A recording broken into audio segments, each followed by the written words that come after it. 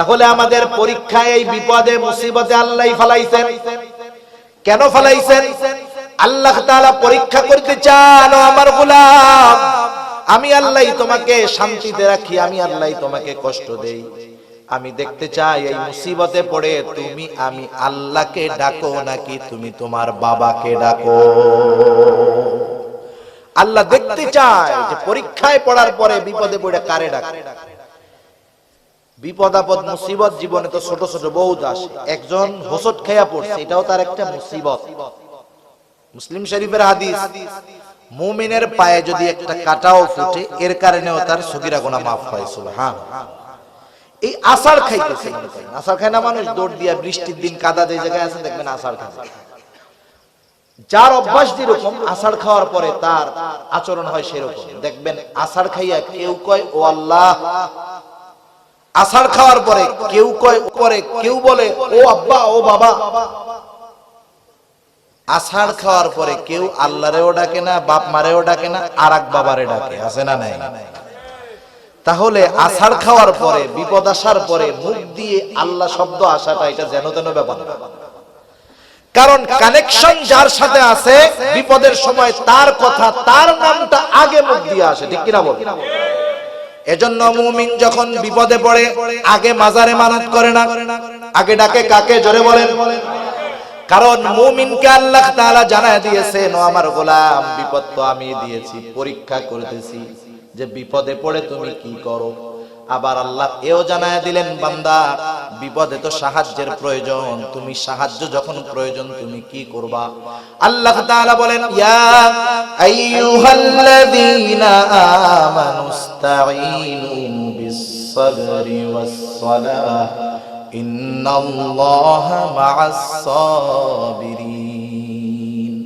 আল্লাহ তাআলা ঈমানদারদেরকে উদ্দেশ্য করে বলেন, হে ঈমানদারেরা, বিপদ আপদ মুসিবতে সাহায্যের প্রয়োজন, ইস্তাঈনু, আমি আল্লাহ তাআলার কাছে সাহায্য চাও।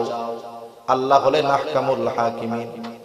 আপনাদের এলাকার মাননীয় মন্ত্রী মহোদয়ের কাছে আপনারা যদি কেউ কোনো বিপদে সহযোগিতা চাওয়ার জন্য ইচ্ছা করেন, বলেন তো মন চাইলেই গিয়া মন্ত্রী সাহেবের কাছে সাহায্য চাওয়া যাবে নাকি?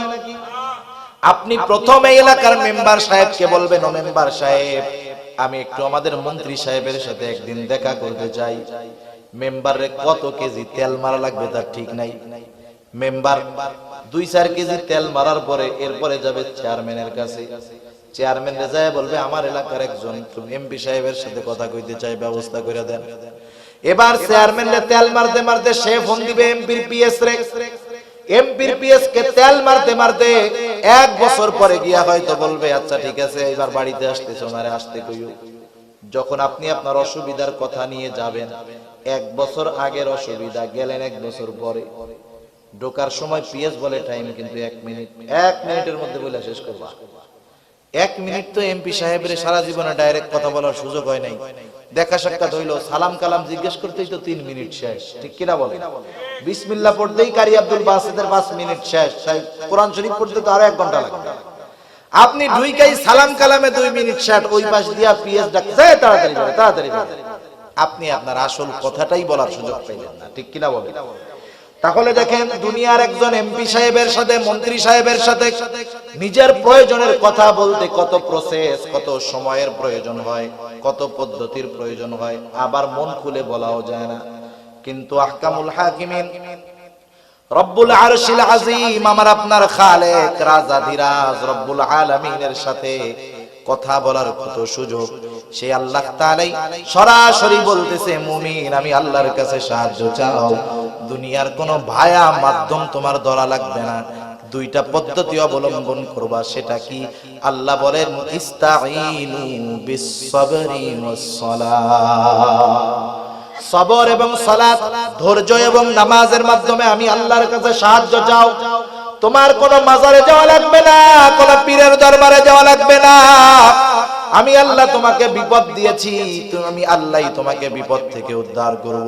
তুমি কোন মাজারে যাইবা, যাই দেখবা, খোঁজ নিয়ে দেখো মাজারওয়ালাই বড় বিপদে আছে, ঠিক না? কোন কবরে যাও, সে যায় দেখো সেই বড় বিপদে আছে। কোন পীরের কাছে গিয়ে তুমি সাহায্য চাইবা, সেই পীরই বড় বিপদে আছে, ঠিক কিনা বলেন? সেজন্য তুমি আমি আল্লাহর কাছে সরাসরি সাহায্য চাও। ইস্তাঈনু বিস-সাবরি ওয়াস-সালাহ, সবরের উপরে থাকো আর সালাতে দাঁড়ায় যাও। আল্লাহ তাআলা বলেন এই দুইটা গুণ যেই মুমিনের মধ্যে আছে তথা বিপদ আপদ মুসিবতের মধ্যে সালাত এবং সবরের উপরে নির্ভর করে।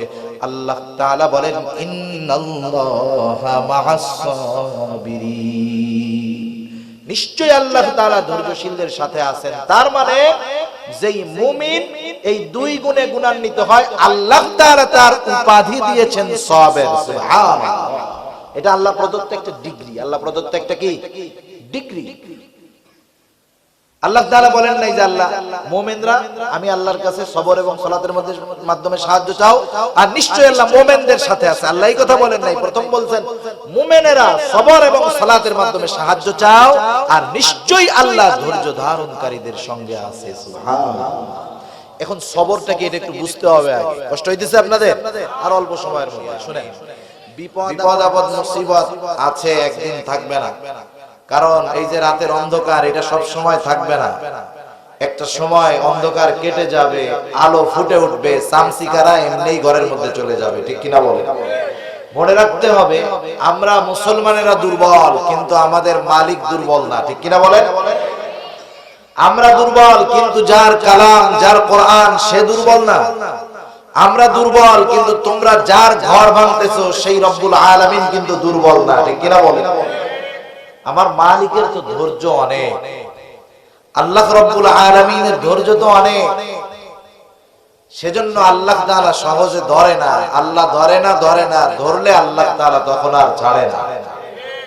সেজন্য আমরা আমাদের দুর্বলতার জন্য আল্লাহ তাআলার কাছে ক্ষমা চাইবো। হয়তো এই কষ্ট, এই জুলুম, এই নির্যাতন, এই অত্যাচার হয়তো আমাদের বদআমলির কারণে, হয়তো আমাদের ঈমানি দুর্বলতার কারণে, হয়তো আমাদের গুনার কারণে। কারণ আমরা বাংলাদেশে 92% মুসলমান, কিন্তু 92% 5 ওয়াক্ত নামাজি নাই। 20% মুসলমান 5 ওয়াক্ত নামাজ পড়ে কিনা সন্দেহ আছে। 60% মুসলমান, অর্ধেক মুসলমান জুমার নামাজ পড়ে কিনা সন্দেহ আছে। আর বাকি 50% ওরা জীবনেও নামাজ পড়ে না, ঈদের দিনেও পড়ে। তাহলে বলেন অধিকাংশ মুসলমান যেখানে আল্লাহ রাব্বুল আলামিনের দাসত্বের মধ্যে ত্রুটি ঢুকায় ফেলছি, সেখানে তো আল্লাহ তাআলা গুসা হবেন আর জালেমরা তো আমাদের উপরে জুলুম করবে। সেজন্য সর্বপ্রথম জালেমদের বিরুদ্ধে লড়াই করতে হলে নিজেকে সংশোধন করতে হবে। আপনি যদি কঠিন অস্ত্রের বিরুদ্ধে বাঁশের লাঠি, কাঠের লাঠি নিয়ে যান, ওটা নিয়ে তো টেকা যাবে না। আগে আমাদের নিজেদের অস্ত্রকে ধার দিতে হবে। আমাদের মূল অস্ত্র হলো ঈমান আর আমল। ঈমান আর আমল, শিরক মুক্ত ঈমান হতে হবে, বেদআত মুক্ত আমল হতে হবে। তাহলে এই দুইটার সমন্বয় যখন ঘটবে, আল্লাহ রাব্বুল আলামিনের পক্ষ থেকে ইনশাআল্লাহ আমাদের জন্য এমন সাহায্য আসবে যেটার কল্পনাও আমরা কখনো করি নাই। আল্লাহ তাআলা আমাদের নেক আমলকে, ঈমানকে পরিশুদ্ধ করার তৌফিক দান করুক। সবাই বলি আমিন। আমি আপনাদের খেদমতে পবিত্র কোরআনুল কারীমের সূরা বাকারার 200 নম্বর আয়াত তিলাওয়াত করেছি। আল্লাহ তাআলার কাছে তৌফিক চাই অল্প সময়ের মধ্যে আল্লাহ তাআলা কিছু কথা বলার তৌফিক দান করুন, যে কথাগুলো আমার এবং আপনাদের সকলের দুনিয়া এবং আখিরাতের জন্য কল্যাণকর হয়। সকলে বলি আমিন। দুনিয়াতে আমরা সবাই সফল হতে চাই। যে যেই লাইনে আছে সে সেই লাইনে সফল হতে চায়। ব্যবসায়ীর উদ্দেশ্য চাওয়া যে সে তার ব্যবসার লাইনে সর্বোচ্চ সফল হবে। যে খেলাধুলা করে, ক্রিকেট খেলে, ওর নিয়ত হলো ওর ওই লাইনে সর্বোচ্চ সফল ক্রিকেটার হবে। যে রাজনীতি করে তার উদ্দেশ্য হলো সে রাজনৈতিক লাইনে সফলতা অর্জন করবে, সফল হবে। অবৈধ লাইন যত আছে, যে চুরি করে সেও চিন্তা করে সে এলাকায় একজন সফল চোর হবে। ডাকাতি যে করে, সন্ত্রাসী যে করে, চাঁদাবাজি যে করে, দুর্নীতি যে করে, প্রত্যেকেই প্রত্যেকের লাইনে সফল হতে চায়। আল্লাহ তাআলা আমাদেরকে ঈমানের মতো দৌলত দান করেছেন, আমরাও তো সফল হতে চাই। চাই কি চাই না? মুমিনের সফলতা কোথায়? আল্লাহ তাআলা পবিত্র কোরআনুল কারীমের মধ্যে বলেন, ফামান যুহজিহা আনিন নার ওয়া উদখিলাল জান্নাতা ফাকাদ ফাজ। আল্লাহ রাব্বুল আলামিন বলেন, ফামান যুহজিহা আনিন নার ওয়া উদখিলাল জান্নাতা ফাকাদ ফাজ, যে জাহান্নাম থেকে বেঁচে জান্নাতে প্রবেশ করলো, জাহান্নাম থেকে বেঁচে জান্নাতে যেতে পারলো, আল্লাহ রাব্বুল আলামিন বলেন ফাকাদ ফাজ, সেই ব্যক্তি সফল হয়ে গেল। তাহলে মুমিনের সফলতা হলো জান্নাতে যাওয়ার মধ্যে, জাহান্নাম থেকে বাঁচার মধ্যে। এখন প্রশ্ন হলো, মুমিন সফল হবে, কিন্তু সফলতার এই পরিশ্রম, সফলতার বীজ মুমিন কোথায় বপন করবে? কেউ যদি চায় আমি 4 মাস পরে সুন্দর মতো আমার বাড়িতে কিছু ধান, কিছু ফসল ঘরে তুলব, বলেন তো, যার জমি আছে, ক্ষেত আছে, সে যদি এই নিয়ত করে ঘরে বসে থাকে, 4 মাস পরে যদি জমিতে যায় কোনো ফসল পাবে নাকি? সেই লোকটা যদি 4 মাস পরে ফসলের আশায় আজকে থেকেই পরিশ্রম শুরু করে দেয়, তার জমিনের মধ্যে যেই আগাছা আছে, ময়লা আছে, ময়লাগুলোকে পরিষ্কার করে জমিনটাকে সুন্দর মতো চাষ দেয়, জমিনের মধ্যে পানি দেয়, ওই জমিনের মধ্যে যেই ফসল উৎপন্ন হওয়ার মতো সেই ফসলের চারা বা বীজ রোপণ করে, আস্তে আস্তে যখন অঙ্কুর হবে, গাছগুলা বড় হবে, যা প্রয়োজন ওষুধ সার যা প্রয়োজন সবগুলা যথাযথভাবে দিবে, ময়লা পড়লে পরিষ্কার করবে, ঘাস পড়লে, আগাছা পড়লে পরিষ্কার করবে। এইভাবে যখন 2.5 মাস 3 মাস সে তার ধানের যত্ন নিবে, আল্লাহ তাআলা যদি বড় কোনো বিপদ আপদ মুসিবত না দেন, 4 মাস পর আশা করা যায় সে তার ঘরের মধ্যে সুন্দরভাবে ফসল আনতে পারবে। তাহলে পরিশ্রম আগে, সফলতা পরে। অনুরূপভাবে পরিশ্রম আগে, সফলতা পরে। দুনিয়া হলো পরিশ্রমের জায়গা, আর কিয়ামতে হবে সফলতা অথবা বিফলতার জায়গা। এজন্য সফলতা এটা দুনিয়া থেকেই মানুষ অর্জন করে। যেমন আরেকটা জিনিস উদাহরণ দিলে বুঝতে সহজ হবে। এই যে সামনে এসএসসি পরীক্ষা আসতেছে, এসএসসি পরীক্ষার মধ্যে একটা ছাত্র যখন হলে যায় পরীক্ষা দেওয়ার জন্য, পরীক্ষা শেষ হওয়ার 3 মাস পরে ছেলেটা রেজাল্ট পায়, কিন্তু 3 মাস পরে তার রেজাল্টটা কি হবে এটা পরীক্ষার হল থেকেই মোটামুটি নির্ধারিত হয়ে যায়, ঠিক কিনা বলেন? পরীক্ষার হলে তার পরীক্ষাটা যেমন হবে, 3 মাস পরে ফলাফলটা তেমনই হবে। অনুরূপভাবে দুনিয়ার মধ্যে যার আমল যেমন হবে, পরকালের ময়দানে তার ফলাফল, তার বিনিময়টা তেমন হবে। দুনিয়ায় যদি ঈমান আমল হয়, সুন্দর হয়, সুন্দর আমল হয়, তাহলে পরকালে তার সফলতা আশা করা যায়।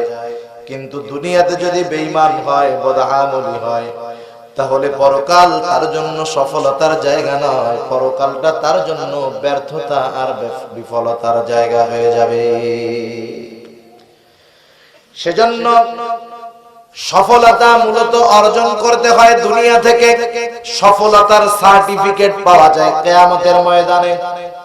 আল্লাহ রাব্বুল আলামিন পবিত্র কোরআনুল কারীমের বিভিন্ন জায়গায় মুমিন কিভাবে সফল হবে, সফলতার চাবিকাঠি আল্লাহ তাআলা জানায় দিয়েছেন। এই সূরা আলে ইমরানের শেষ আয়াতেও আল্লাহ রাব্বুল আলামিন সফলতার চাবিকাঠি আমাদেরকে জানায় দিয়েছেন। আল্লাহ তাআলা জানিয়ে দিয়েছেন, কোন মুমিন যদি 4টি গুণে গুণান্বিত হয়, আল্লাহ তাআলা বলেন সেই মুমিন সফল মুমিন হয়ে যাবে। কয়টি গুণ? 4টি গুণ। খেয়াল দিয়ে শুনবেন। আল্লাহ তাআলা মুমিনদেরকে উদ্দেশ্য করে বলেন, হে ঈমানদারেরা, ইয়া আইয়ুহাল্লাযীনা আমানু, হে ঈমানদারেরা। 1 নম্বরে আল্লাহ তাআলা বলেন ইসবিরু, তোমরা সবর করো। 2 নম্বর গুণ হলো শুধু সবর করলে হবে না, কিছু জায়গায় সবর, কিছুদিন সবর, কিছুক্ষণ সবর, এটা নয়। আল্লাহ তাআলা দ্বিতীয় গুণ হিসাবে বললেন অসাবিরু, তোমরা সবরের উপরে অটল থাকো। ওয়ারাবিতু, সর্বদা তোমরা জিহাদের জন্য প্রস্তুত থাকো। 4 নাম্বার আল্লাহ বলেন ওয়াত্তাকুল্লাহ, তোমরা আল্লাহ তাআলাকে ভয় করো। এই 4টি গুণে গুণান্বিত হবে যেই মুমিন। আল্লাহ তাআলা বলেন লাআল্লাকুম তুফলিহুন। লাআল্লাহ কোরআনুল কারীমের মধ্যে আসলে নিশ্চয়তার অর্থ দেয়।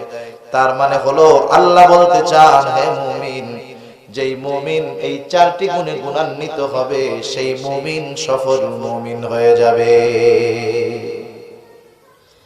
1 নাম্বার গুণের কথা আল্লাহ তাআলা বললেন ইসবিরু, তোমরা সবর করো। সবর, শুধু সবর করবে না, সবরের উপরে অটল থাকবা। সর্ব অবস্থায় সবরের উপরে অটল থাকতে হবে। এখন প্রশ্ন হলো সবর আমরা কিসের মধ্যে করব? সবর কি শুধু বিপদ আপদ মুসিবতের মধ্যেই হয় নাকি? মুফাসসিরিনে কেরাম জানায় দেন যে সবর 3 ভাগে বিভক্ত। তাফসিরে মাআরিফুল কোরআন সহ যত প্রসিদ্ধ তাফসির আছে, প্রত্যেকটা তাফসিরের মধ্যে সবরের 3টি শাখা তথা সবরকে 3 প্রকারে ভাগ করা হয়েছে। মুমিন সবর করবে, সবরের উপরে অটল থাকবে। 1 নাম্বার সবর কোথায় করবে মুমিন? মুফাসসিরিনে কেরাম বলেন 1 নাম্বার সবর হলো সবরুন আলা তাআত, আনুগত্যের মধ্যে সবর তথা ইবাদতের মধ্যে সবর। 2 নাম্বার হলো সবরুন আনিল মাআসি, সবর হবে গুনাহ থেকে বেঁচে থাকার ক্ষেত্রে সবর।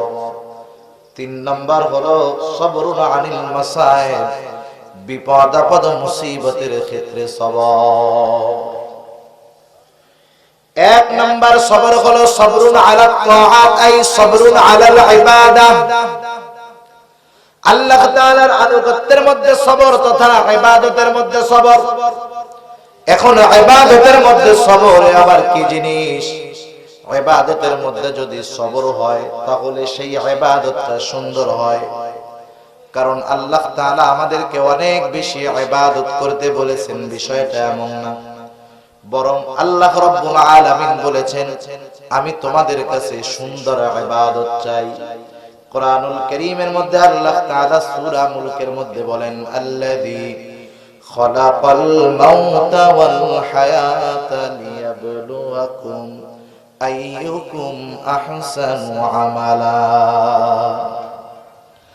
আল্লাহ রাব্বুল আলামিন বলেন আমি মাউত এবং হায়াত, মরণ এবং জীবনকে সৃষ্টি করেছি লিয়াবলুয়াকুম, তোমাদের পরীক্ষা করার জন্য, অর্থাৎ আমাদের পরীক্ষা করার জন্য। এখন যদি আমরা প্রশ্ন করি আল্লাহ আপনি কি পরীক্ষা করবেন? আল্লাহ তাআলা বলেন আইয়ুকুম আহসানু আমালা। আল্লাহ তাআলা বলেন পরীক্ষা হলো তোমাদের মধ্যে কার আমল কত সুন্দর। তাহলে আল্লাহ তাআলা আমাদের কাছে বেশি আমল চায় নাকি সুন্দর আমল চায়? জোরে বলেন বেশি আমল না সুন্দর আমল? এক জায়গায় পাইলাম ইবাদতের মধ্যে সবর, আর এক জায়গায় পাইলাম সুন্দর আমল। এখন যদি আমার আপনার আমলটাকে সুন্দর আমল করতে হয় আর সবরওয়ালা ইবাদত যদি করতে হয়, সবরওয়ালা আমল করতে হয়, কোন মানুষ যদি তার আমলকে সবরওয়ালা সুন্দর আমল হিসাবে আল্লাহর সামনে পেশ করতে চায়, তাহলে ওই ইবাদতের মধ্যে 2টা জিনিস লাগবে। কয়টা জিনিস? 2টা জিনিস। একটা থাকবে আর একটা থাকবে না, তাইলে কাজ হবে না। একটা অনেক বেশি আর একটা নাই, তাহলে কাজ হবে না। 2টার সমন্বয় লাগে। এই যে লাইটটা জ্বলতেছে কত সুন্দর, এই লাইটের সাথে তার আছে কয়টা? জোরে বলেন কয়টা? 2টা তার। একটার মধ্যে কারেন্ট আছে আর একটার মধ্যে কারেন্ট নাই। 220 ভোল্টের কারেন্টের লাইন দেওয়া আছে ওখানে। যদি কোন সময় ভোল্টেজ কম থাকে, 220 ভোল্টের কমও থাকে, তাহলে ও লাইটটা এত আলো না হলেও কম আলো দেয়। এখন কেউ যদি চিন্তা করে সারাটা জিন্দেগি 2টা লাইন দিয়া লাইট জ্বালাইলাম, এইবার ডাইরেক্ট পাওয়ার হাউস থেকে একটা কারেন্টের লাইন এনে এই লাইটের এক পাশে লাগায় দিব, আর্থিং লাইন দিব না। বলেন তো কিয়ামত পর্যন্ত যদি শুধু ওই একটা কারেন্টের লাইন দিয়ে চেষ্টা করে, এই লাইটটাকে জ্বালাতে পারবে কি পারবে না? কিচ্ছু লাগবে না, সাথে আর্থিং লাগায় দিলে লাইট জ্বলে উঠবে, কিন্তু একটার মধ্যে ভোল্টেজ যত বেশি হোক কারেন্টের লাইট জ্বলবে না। সেজন্য এই দুইটা জিনিস এমন দুইটা জিনিস, প্রত্যেকটা ছোট বড় আমল, এই দুইটা জিনিস যদি ওই ছোট বড় আমলের মধ্যে না থাকে কাজ হবে না। যদি ছোট আমলের মধ্যে ওই দুইটা জিনিস থাকে ওটা আল্লাহর কাছে দামি হয়ে যাবে। আর অনেক বড় আমলের মধ্যেও যদি ওই দুইটা জিনিসের সমন্বয় না ঘটে, তাহলে ওই বড় বেশি আমলটাও আল্লাহ তাআলার কাছে কোনো দামি বলে বিবেচিত হবে না। বলেন তো আমাদের ছোট বড় সব ইবাদতের একমাত্র হকদার কে? আল্লাহ। আমার আপনার সকল প্রকার ইবাদতের একমাত্র হকদার হলেন আল্লাহ। হকদার যেহেতু আল্লাহ, সুতরাং আমার আপনার জীবনের ছোট বড় সব আমল কার সন্তুষ্টির জন্য করতে হবে? আল্লাহ তাআলার সন্তুষ্টির জন্য করতে হবে। এটার নামই হলো ইখলাস, নিয়তের পরিশুদ্ধতা, যে আমি আমার আমল ছোট হোক বড় হোক আল্লাহ তাআলার সন্তুষ্টির জন্য করব। রাসূল আকরাম সাল্লাল্লাহু আলাইহি ওয়াসাল্লাম সেই কথাই বলেন, আখলিস দীনাকা ইয়াকফিকা আল-আমালুল কলিল। তোমার নিয়ত পরিশুদ্ধ করো, তোমার ইখলাসের পরিশুদ্ধতা অর্জন করো, অল্প আমল নাজাতের জন্য যথেষ্ট হয়ে যাবে। তাহলে আমার জিন্দেগীর ছোট বড় সব আমল হবে কার সন্তুষ্টির জন্য? জোরে বলেন। আল্লাহ তাআলার সন্তুষ্টির জন্য হবে। দ্বিতীয় বিষয় হলো দরকার হলো সুন্নাত, ইখলাস আর সুন্নাত তথা পদ্ধতি, সিস্টেম যাকে বলে। কোরআনুল কারীমের মধ্যে আমল করার আদেশ আছে, কিন্তু আমল করার সিস্টেম বর্ণনা করা নাই। যেমন নামাজ যে ফরজ, এটা জেনেছি আমরা কোরআনুল কারীমের মাধ্যমে।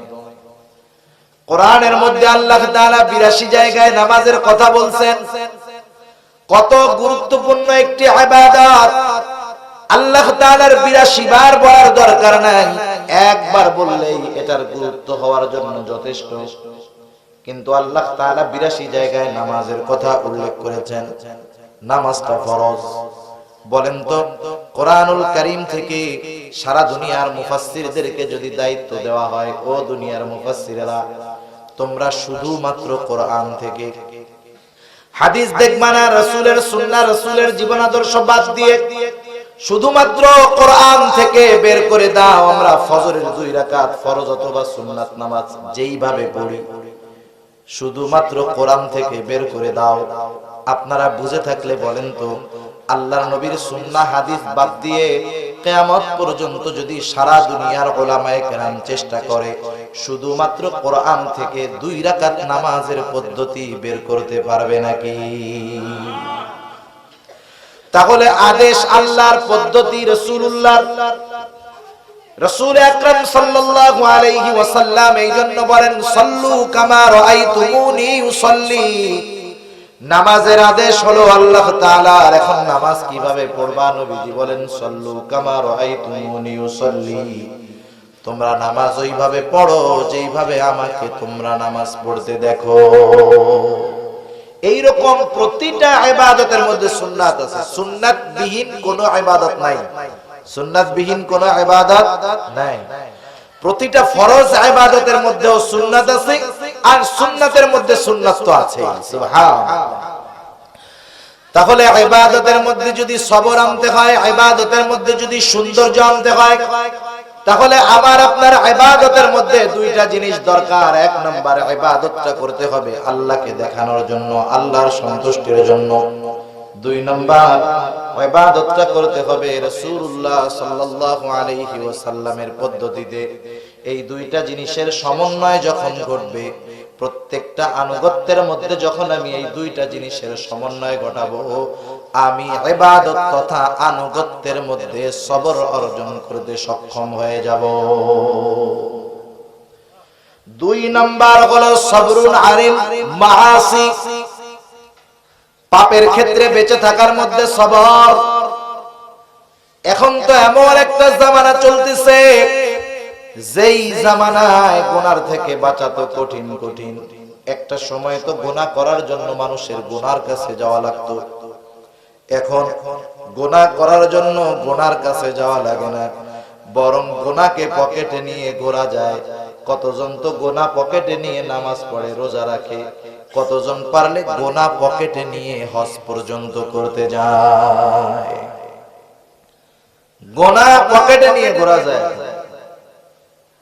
এক সময় যদি রাঙ্গুনিয়ার মানুষ চিন্তা করতো সিনেমা দেখবে, গুনার কাজ। 40 বছর আগে যদি কেউ মনে করতো যে আমি একটা সিনেমা দেখতে যাব, বলেন তো মন চাইলেই কি সিনেমা দেখার সুযোগ ছিল নাকি? চট্টগ্রাম শহরে যাওয়া লাগবে সিনেমা দেখতে, এরকম পাকা রোডও ছিল না, মজার মজার গাড়িও ছিল না। কত কষ্ট কইরা সপ্তাহে একদিন যাইয়া সিনেমা হল থেকে 3 ঘন্টা সিনেমা দেখার গুনাহ কইরা আসে। সপ্তাহে 3 ঘন্টা সিনেমা দেখবো, ওই 3 ঘন্টায় সিনেমা দেখার গুনাহ শেষ। এরপরে আস্তে আস্তে এলাকার মধ্যে টেলিভিশন আসলো, ব্যাটারি লাগিয়ে বড় বাসের মধ্যে অ্যান্টিনা লাগায়া টেলিভিশন দেখা শুরু হলো। এখন আর সপ্তাহে সিনেমা দেখার জন্য চট্টগ্রাম শহরে যাওয়া লাগে না, প্রতি জুমার পরে টেলিভিশনের মধ্যে সিনেমা দেখায়। যার বাড়িতে টেলিভিশন আছে সবাই বাড়িতে আসার পরে খাইয়া টাইয়া দৌড় দিয়া তার বাড়িতে চলে যায় সিনেমা দেখবে। আস্তে আস্তে কারেন্ট আসলো, ডিশের লাইন আসলো, এখন আর সিনেমা দেখার জন্য অপেক্ষা করতে হয় না, 1 সপ্তাহ সময় বসে থাকতে হয় না। ডিশের লাইনের বদৌলতে প্রতিদিন সিনেমা দেখা যায়। আস্তে আস্তে চ্যানেলের সংখ্যা বাড়লো, ভারতীয় চ্যানেলগুলা ঢুকলো। এইবার যেই অনুষ্ঠান রাতে কাজা হয়, সকালবেলার ওইটা আবার কাজাও দেখা যায়, ঠিক না? অনুষ্ঠান রাত্রে দেখতে পারে নাই, কাজে রান্না বান্না করছে, পরের দিন সকালবেলা তো ওইটার কাজা আছে, ওইটারে দেখা সেই কাজাটা পূরণ করার সুযোগ আছে। গুনাহ ছুটে গেছে, নো টেনশন। আপনি রাত্রে বেলায় এই সিনেমা দেখার গুনাহ করতে পারেন নাই, কোনো চিন্তা নাই, এই গুনাহ আপনারা আবার আগামীকাল সকালে করার সুযোগ করে দেওয়া হবে। এত সহজ আমাদের কাছে গুনাহটা, এত সহজ হচ্ছে, দিন যাচ্ছে আস্তে আস্তে। প্রযুক্তি বাড়লো, মোবাইল আসলো, ইন্টারনেট আসলো, স্মার্টফোন আসলো, মাল্টিমিডিয়া স্মার্টফোন চলে আসলো, ইন্টারনেটের কানেকশন হলো। এমন অবস্থা, এখন তো গুনার অবস্থা এইরকম, সিনেমা দেখার জন্য হলে যাইতে হয় না, ঘরে বসেও দেখা লাগে না। এখন যেখানে খুশি, যেভাবে খুশি, যা খুশি, যেথায় খুশি, একা একা দেখা যায়, সেই গুনাহগুলা করা যায়। টেলিভিশনও তো একটা নির্দিষ্ট জায়গায় বসে দেখতে হতো, যা দেখতেছে মা বাবা পরিবার পরিজনের মানুষজন দেখতে পারতো, কিন্তু মোবাইল তো আর কেউ দেখবে না। শীতের দিন 3 পাত্তা কম্বলের তলে ইন্টারনেট কানেকশন দিয়া কার সাথে কথা বলবে, কি গল্প করবে, কি দেখবে না দেখবে, ও আর আল্লাহ ছাড়া কেউ জানে না, ঠিক কিনা বলে? তাহলে দিন যাচ্ছে, গুনাহ থেকে বেঁচে থাকাটা আমাদের জন্য কঠিন হচ্ছে। আবার দুনিয়ার মধ্যে যত অপরাধ সংগঠিত হয়, এই অপরাধ কমানোর জন্য প্রযুক্তির সহায়তা নেওয়া হইতেছে। যেমন অপরাধ কমানোর জন্য সিসি ক্যামেরার বহুল ব্যবহার আমাদের দেশে শুরু হয়ে গেছে। দোকানে দোকানে, বাজারে বাজারে, সব জায়গায় সিসি ক্যামেরা আছে। বলেন তো, সিসি ক্যামেরা যত বাড়তেছে অপরাধ প্রবণতা তত কমে না বাড়ে? মনে রাখবেন, এই যে কিছুদিন পরে পুলিশে অনেক লোক নিবে, শুনলাম 1 লাখের মতো লোক নিবে পুলিশে। অনেক বেকার খুশি যে আমাদের এলাকায় তো মন্ত্রী সাহেব আছে, এই সুপারিশ টুপারিশ পেয়ে যদি পুলিশে চাকরি পাওয়া যায় তো ভালো। সে তো চিন্তা করতেছে তার জন্য ভালো বিষয়, বেকার মানুষ আসছি, পুলিশে চাকরি হইলে আমার চাকরি হবে, বিবাহ শাদী হবে, টেনশন যাবে। কিন্তু পুলিশ কেন বাড়ে, বা পুলিশ কেন বাড়ানোর দরকার? অপরাধ যেহেতু বাড়তেছে, সেই জন্যই পুলিশ বাড়ানোর দরকার, ঠিক কিনা বলেন? তাহলে এই পুলিশের লোক নিয়োগ বাড়ানো মানে অপরাধ বাড়তেছে বোঝা যায়। সিসি ক্যামেরার বহুল ব্যবহার মানে দিন যাচ্ছে অপরাধ বাড়তেছে, এটাই আলামত। সেজন্য সিসি ক্যামেরা দিয়ে, পুলিশ দিয়ে পরিপূর্ণভাবে অপরাধকে দমন তো করাই যায় না, বরং দিন যাচ্ছে অপরাধ প্রবণতা দিন যাচ্ছে আর বাড়তেছে। কিছুদিন আগে যখন আমরা সবাই আন্দোলন কইরা ধর্ষণের সর্বোচ্চ শাস্তি মৃত্যুদণ্ড এই দাবি করলাম, আদালতের পক্ষ থেকে আমাদের দাবি মেনে নেওয়া হইল। ধর্ষণের সর্বোচ্চ শাস্তি মৃত্যুদণ্ড। কথা বুঝতে হবে যে ধর্ষণ করেছে একজন, এটা প্রমাণিত হলেই যে তাকে মৃত্যুদণ্ড দিবে তা না। তাকে মাননীয় আদালত চাইলে 6 মাস জেল দিতে পারে, চাইলে যাবজ্জীবন দিতে পারে, 10 বছর দিতে পারে। আদালত যদি চায় তাহলে তাকে সর্বোচ্চ ফাঁসি দিতে পারে। আবার রাষ্ট্রপতি যদি চায় বেকসুর ক্ষমাও করে দিতে পারে। ঠিক কিনা বলেন? যাই হোক, মৃত্যুদণ্ড সর্বোচ্চ শাস্তি হলো ধর্ষণের। এই বিষয়টা কার্যকর হওয়ার পরে, মানে এই আইনটাকে করার পরে ধর্ষণ কি কমে গেছে বাংলাদেশে? দেখেন, ধর্ষণের সর্বোচ্চ শাস্তি মৃত্যুদণ্ড, এই বিষয়টা কার্যকর করার পরেও কিন্তু আমাদের দেশ থেকে ধর্ষণ যায় নাই, গোনা যায় নাই, ব্যভিচার যায় নাই, বরং দিন যাচ্ছে অপরাধ আরো বাড়তেছে, দিন যাচ্ছে ধর্ষণ বাড়তেছে। তাহলে বোঝা গেল দুনিয়ার আইন করে, সিসি ক্যামেরা দিয়ে, পুলিশ বাড়িয়ে, আইনের কঠোরতা করে মূলত মানুষকে পাপের থেকে ফেরানো যায় না। কিন্তু কোন ব্যক্তি যদি তার অন্তরের মধ্যে কিছু বিষয়কে দৃঢ়ভাবে গেঁথে নিতে পারে, কিছু বিষয়ের উপরে সে যদি পরিপূর্ণ ঈমান রাখতে পারে, তাহলে তার গুনাহ থেকে বাঁচাটা সহজ হয়ে যাবে। মনে করেন একজন সিসি ক্যামেরার সামনে নাইলে গুনাহ করে না, পেছনে তো করে। যুবক ইফটিজিং করে, সাথে বাপ আছে, এখন তো সে ইফটিজিং করবে না, কিন্তু বাবা না থাকলে তো করবে। একজন চুরি করে, লোকজন আছে তাই চুরি করে না, কিন্তু লোকজন না থাকলে তো সে চুরি করবে। এটাই তো স্বাভাবিক বিষয়। তার মানে মানুষ সিসি ক্যামেরার ভয়ে, পুলিশের ভয়ে, মানুষের ভয়ে পাপ করে না, কিন্তু একা একা যখন থাকে, সুযোগ যখন পায়, সে কিন্তু পাপ করতে ছাড়ে না। ঠিক কিনা? কিন্তু কিছু বিষয়, ওই বিষয়গুলা যদি তার অন্তরের মধ্যে থাকে, সে একা একা যখন থাকবে তখনও চিন্তা করবে অপরাধ করা যাবে না, কারণ তার অন্তরের মধ্যে চিন্তা থাকবে দুনিয়ার কেউ আমাকে দেখতেছে না ঠিক, কিন্তু আমি আমার আল্লাহ রাব্বুল আলামিনের নজরের বাহিরে নাই। এক নম্বর চিন্তা, গুনার থেকে যদি বাঁচতে হয় তাহলে সর্বহালতে এই চিন্তা আমার মধ্যে রাখতে হবে যে আমাকে সর্ব অবস্থায় দেখতেছে কে? আমার এলাকার মানুষ আমাকে দিনে দেখে, রাতে দেখে না। সিসি ক্যামেরার সামনে গেলে দেখে, পেছনে গেলে দেখে না, কিন্তু আল্লাহ তাআলা কেমন দেখা দেখে। আল্লাহ বলেন, ওয়ালাকাদ খালাকানাল ইনসানা ওয়া না'লামু মা তুওয়াসওয়িসু বিহি নাফসুহু ওয়া নাহনু আকরাবু ইলাইহি মিন হাবলিল ওয়ারিদ। আল্লাহ রাব্বুল আলামিন বলেন, ওয়ালাকাদ খালাকনাল ইনসান, আল্লাহ তাআলা বলেন আমি মানুষকে সৃষ্টি করেছি, শুধু সৃষ্টি করেছি তা নয়, ওয়া না'লামু মা তুওয়াসওয়িসু বিহি নাফসুহু, আমি জানি মানুষের অন্তরের মধ্যে কোন জিনিসে ওয়াসওয়াসা দেয়। বলেন তো, ওয়াসওয়াসাটা কি দেখা যায় নাকি? অন্তরের মধ্যে যেই জিনিসের চিন্তা আসে, খারাপ চিন্তাটা ওয়াসওয়াসা, ভালো চিন্তা তো ভালো। চিন্তা খারাপ হোক আর ভালো হোক, এটা কেউ দেখতে পারে?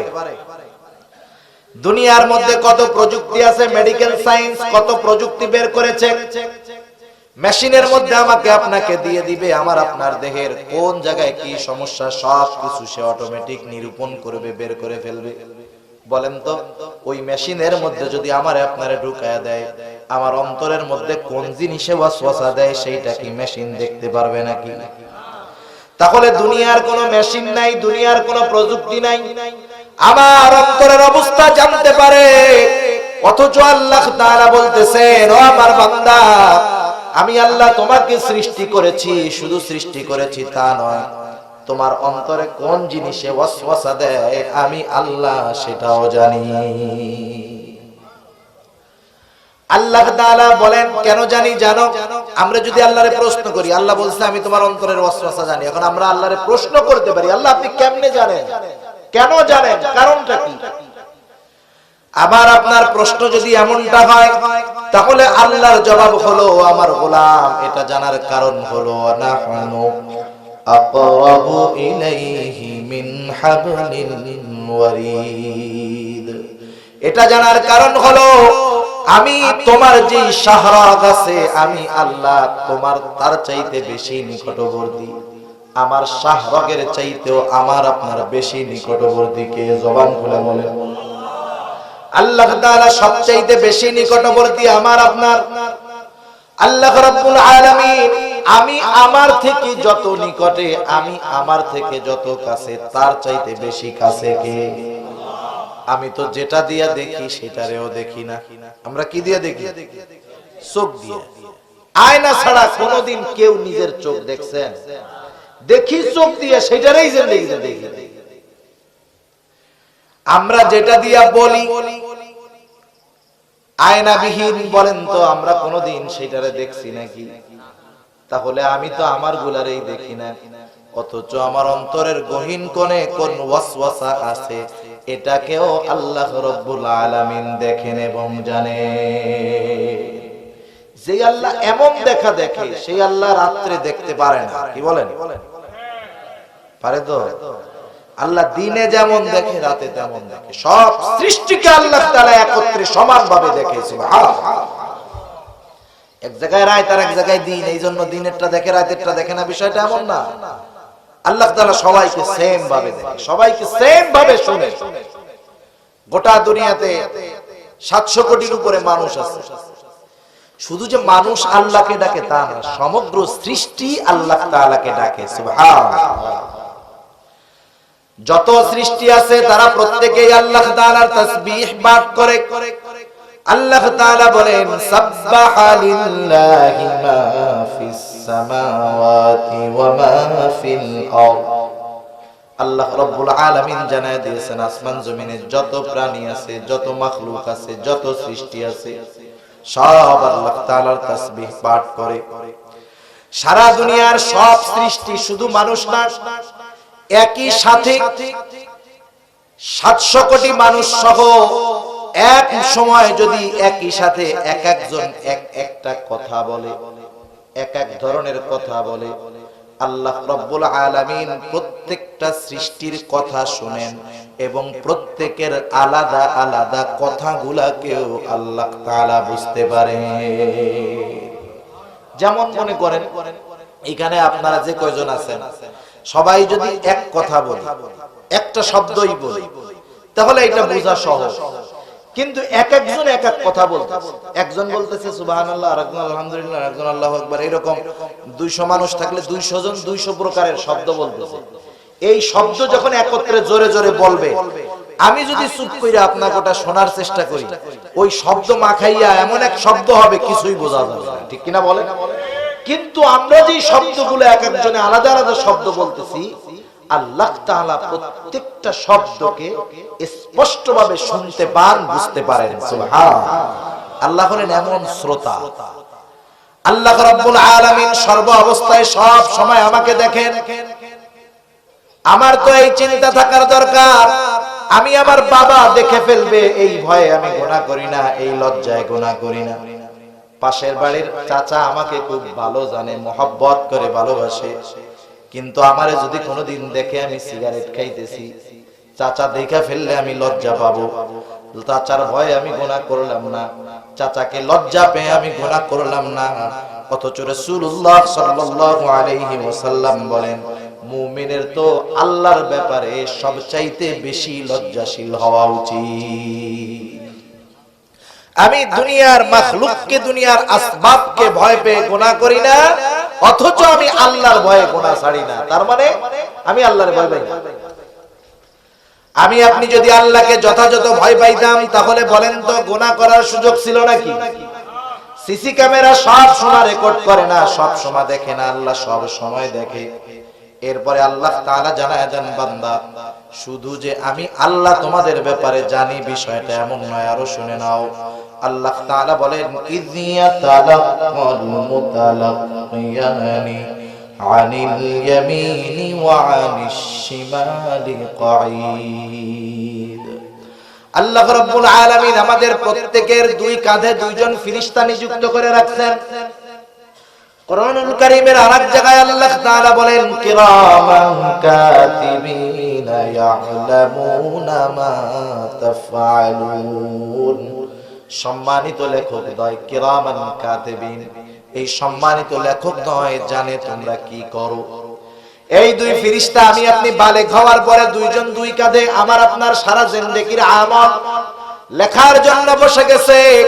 আমি নেক আমল করতেছি, আমার ডান কাঁধের ফেরেশতা লিখতেছে।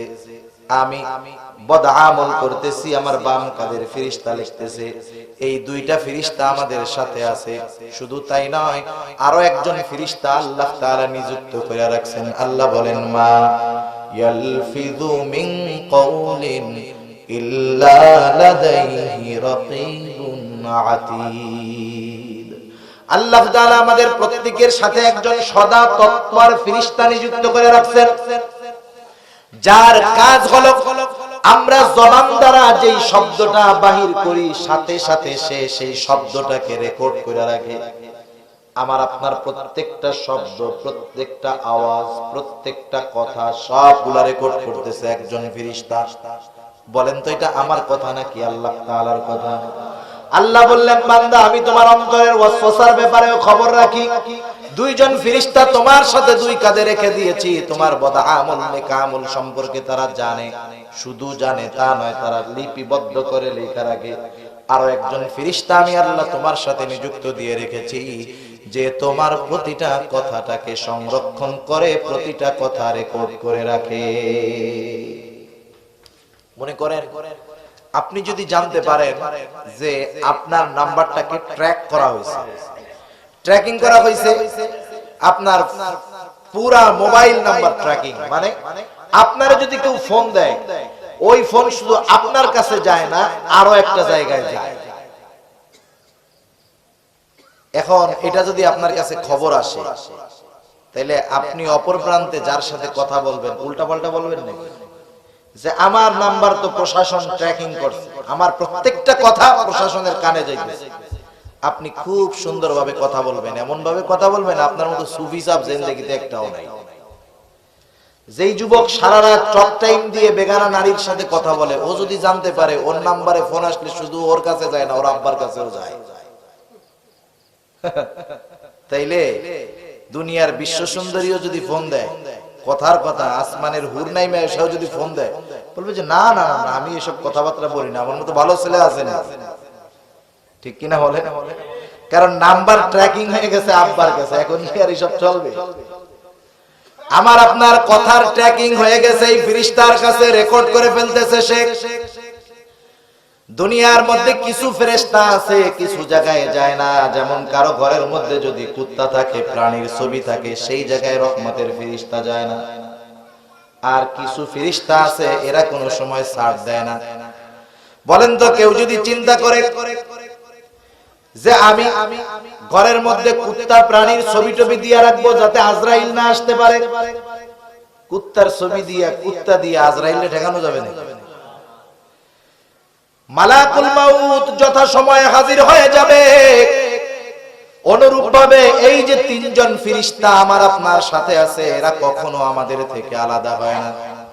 কেউ যদি জিনা করতে যায়, জিনা, এই তিনজন ফেরেশতা ওই জায়গায় উপস্থিত থাকে। কেউ চুরি করতে গেলে এই তিনজন ফেরেশতা থাকে। আল্লাহ তাআলা তো দেখতেছে। দেখুন দুনিয়ার মানুষ দেখে ফেলবে এই ভয়ে আমি সামান্য অপরাধ করি না, অথচ আমার সাথে ফেরেশতারা আছে, আল্লাহ তাআলা দেখতেছে। এদের দেখাকে আমি ভয় করি না, এদের দেখার ব্যাপারে, শোনার ব্যাপারে, জানার ব্যাপারে আমি কোনো চিন্তাও করি না। কেন করি না? কারণ এদেরকে দেখা যায় না। যদি এদেরকে দেখা যায়, এক্সাম্পল মনে করেন ফেরেশতা দুইজনকে দেখা যায়, এই তিনজনকেই দেখা যায়, তাহলে কেউ গুনাহ করতো? গুনাহ করতো না। অথচ এরা আমাদের সাথে আছে, আমরা দেখতে পারতেছি না, শুধু এতটুকু আছে, কোনো সন্দেহ নাই। শুধুমাত্র দেখতে পারি না, এই কারণে এরা আছে, আমরা চিন্তাও যা মন চায় তাই, যা মন চায় তাই।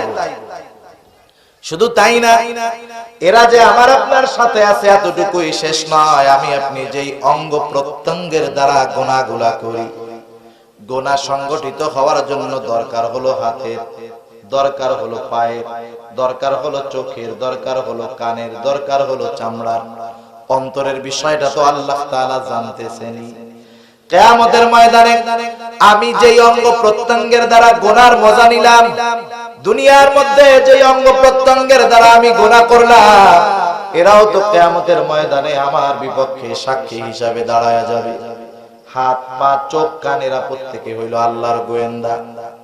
বলেন তো, এই যে আপনাদের অঞ্চলে রাঙ্গামাটি ওইদিকে সন্ত্রাসী বাহিনী আছে না নাই? গভর্নমেন্টের পক্ষ থেকে অনেক সময় অনেককে নিযুক্ত করে দেওয়া হয় গোয়েন্দা বাহিনীর, যে যাও তোমার কাজ হলো অমুক এলাকায় একটা সন্ত্রাসী গ্রুপ আছে, তুমি এদের গোটা গ্রুপের খোঁজ খবর নিবা, A to Z সব খোঁজ খবর নেওয়ার পরে ওদেরকে আমরা আটক করব। এই দায়িত্ব দিয়ে যখন গোয়েন্দা অফিসারকে পাঠিয়ে দেওয়া হলো, ও ওদের সাথে চলে বলে কলে কৌশলে মিশে গেল, সন্ত্রাসীদের একজন সদস্য হয়ে গেল। এইবার যদি ওই সন্ত্রাসীরা তাকে সাথে কইরা ডাকাতি করতে নিয়ে যায়, বলেন তো বাধা দিবে? গোয়েন্দা ওদের সাথে ডাকাতি করবে, যদি নেশা করা লাগে নেশা করবে, সব অপরাধ ওদের সাথে তাইকা তাইকা করবে। ততক্ষণ পর্যন্ত করবে যতক্ষণ না ওদের ব্যাপারে পরিপূর্ণ খবরাখবর সে জানতে পারে। যখন তাদের ব্যাপারে পরিপূর্ণ খবর সে জানতে পারবে, এইবার হেডকোয়ার্টারে ফোন লাগায় দিবে যে এদের ব্যাপারে এই তথ্যগুলা পাওয়া গেছে, এবার তোমরা আসো, সবগুলাকে আটক করা হবে। এবার ফোর্স আসবে, সবাইকে আটকায় ফেলবে। এখন সবাইকে আটকানোর পরে ওই গোয়েন্দা অফিসারও তো আছে, তাকে তো তারা আর আটকাবে না। এবার যদি ওই সন্ত্রাসীরা বলে, এই পুলিশ আমাকে ধরলি করে কেন ধরিস না, ও তো আমাদের সাথে ছিল, বলেন তো এই কথা বলার পর ওকে তো অ্যারেস্ট করবেই না, বরং যে এই কথা বলবে তার মুখে বুট দিয়ে একটা লাথি মেরে দিবে। বলবে, বেটা ওনারে ধরতে বলস, তোদের সাথে থাকছে ঠিক, চিনিস উনি কে? উনি হলেন আমাদের অফিসার, ওনার কারণেই তো তোদেরকে ধরছে, উনি তো এই কাজের কারণে গোল্ড মেডেল পেয়ে যাবে, জাতীয় পুরস্কার পেয়ে যাবে। অথচ সব অপরাধ সে করছে, মদ খাইছে, চুরি করছে, ডাকাতি করছে, ওদের সাথে মিশামিশা। বলেন তো এই অপরাধ করার কারণে তারা কি শাস্তি দিবে নাকি? বরং আরো কি দিবে? পুরস্কৃত করবে। এই হাত পা চোখ কান এগুলা হলো আমার আপনার সাথে থাকা আল্লাহর গোয়েন্দা। হাদিসের মধ্যে আসছে, যখন আল্লাহ রাব্বুল আলামিন গুনাহগারদের পাপের খাতা আমলনামা মেইলা ধরবে, যেগুলা তোমার গুনাহ তোমার গুনাহ, বান্দা অস্বীকার করবে, বলবে আল্লাহ না, আমি কোনোদিন এই গুনাহগুলা করি নাই। এবার ওই লোকটা নিজেই বলবে, আল্লাহ এই যে আমার হাতের গোনাটা লেখা আছে, এই গোনাটা আমি হাত দিয়া করছি, কেউ সাক্ষী দিলে আমি বিশ্বাস করব না। হাত দিয়ে গোনা করেছি, হাতকেই সাক্ষী দিতে হবে। পা দিয়ে গোনা করেছি, পাকেই সাক্ষী দিতে হবে। জবান দিয়ে গোনা করেছি, জবানকেই সাক্ষী দিতে হবে। চোখ দিয়ে গোনা করেছি, চোখকেই সাক্ষী দিতে হবে। কান দিয়ে গোনা করেছি, কানকেই সাক্ষী দিতে হবে। চামড়া দিয়ে গোনা করেছি, চামড়াকেই সাক্ষী দিতে হবে। ও মনে করবে হাত পা চোখ কান এইগুলা ওর বিরুদ্ধে সাক্ষী দিতে পারবে না, কিন্তু আল্লাহ তাআলা কোরআনুল কারীম সূরা ইয়াসিনের মধ্যে বলেন, আল ইয়াউমা নাখতিমু আলা আফওয়াহিহিম ওয়া তুকাল্লিমুনা আইদিহিম ওয়া তাশহাদু আরজুলুহুম বিমা কানু ইয়াকসিবুন। আল্লাহ রাব্বুল আলামিন বলেন, আজকের এই দিন অর্থাৎ কিয়ামতের দিন, নাখতিমু আলা আফওয়াহিহিম, আমি তাদের মুখের উপরে মোহর মেরে দিব, তারা কথা বলতে পারবে না, তাদের বাক শক্তি রুদ্ধ হয়ে যাবে। আল্লাহ তাআলা বলেন, ওয়া তুকাল্লিমুনা আইদিহিম, আমার সাথে কথা বলবে তাদের হাত, ওয়া তাশহাদু আরজুলুহুম, সাক্ষী দিবে তাদের পা, বিমা কানু ইয়াকসিবুন, তারা হাত পা দ্বারা কি উপার্জন করেছে সব তারা আমি আল্লাহর কাছে বলে দিবে। শুধু তাই নয়, আল্লাহ তাআলা আরো এক জায়গায় বলেন, শাহিদা আলাইহিম সামউহুম ওয়া আবসারুহুম ওয়া জুলুদুহুম বিমা কানু ইয়াকসিবুন। আল্লাহ তাআলা বলেন, সাক্ষী দিবে তাদের বিরুদ্ধে, শাহিদা আলাইহিম, তাদের বিরুদ্ধে সাক্ষী দিবে, তাদের চোখ, তাদের কান, তাদের চামড়া তাদের বিরুদ্ধে সাক্ষী দিবে। দুনিয়াতে হাতও কথা কয় না, পাও কথা কয় না, চোখও কথা কয় না, কানও কথা কয় না, চামড়াও কথা কয় না। কথা কয় নাকি? কথা বলে না। কিয়ামতের ময়দানে যখন কথা বলবে, অপরাধের সাক্ষীগুলা দিবে, ওরা বলবে আরে করে কি এগুলো, আবার কথা কয় কেন? ওরা ঠান্ডাড হয়ে যাবে, হতভম্ব হয়ে যাবে, কিংকর্তব্য বিমূঢ় হয়ে যাবে। ওরা সেই দিন প্রশ্ন করবে, চামড়াকে প্রশ্ন করবে, ক্বালু লিজুলুদিহিম লিমা শাহিদতুম আলাইনা। চামড়াকে বলবে কি ব্যাপার, তোমরা আমার বিরুদ্ধে কেন সাক্ষী দাও? দুনিয়াতে তো তোমরা কথা বলতে পারতা না, কথা বলতা না, কোনোদিন পাপ থেকে আমাদেরকে ফিরাও নাই। তুমি হাত দিয়ে কত পাপ করলাম, কোনোদিন ক্লান্ত হও নাই, বাধাও দাও নাই। পা দিয়ে কত পাপ করলাম, ও পাপ তুমি তো কোনোদিন মানা করো নাই। কান দিয়ে কত গান শুনলাম, খারাপ কথা শুনলাম, কোনদিন তো তুমি ক্লান্ত হও নাই, কোনদিন তো আমাদেরকে বাধা দাও নাই। চোখ দিয়ে কত গুনাহ করলাম, ঘন্টার পর ঘন্টা মোবাইলে দেখলাম, কোন ফাঁকে যে রাত শেষ তার খবরও নাই। কত দেখা দেখলাম মোবাইলের স্ক্রিনে, কত দেখা দেখলাম বেগানা নারী, কোনদিন তো তুমি আমাদেরকে বাধা দাও নাই। চামড়া তোমার দ্বারা কত অন্যায় করলাম, কত খারাপ কথা বললাম জবান দিয়া, জিহ্বা দিয়া, কোনদিন তো বাধা দাও নাই, কোনদিন তো কথাও বলো নাই, মানাও করো নাই। এইবার ওই চামড়া জবাব দিবে, ক্বালু আনতাকানাল্লাহুল্লাযী আনতাকা কুল্লা শাই।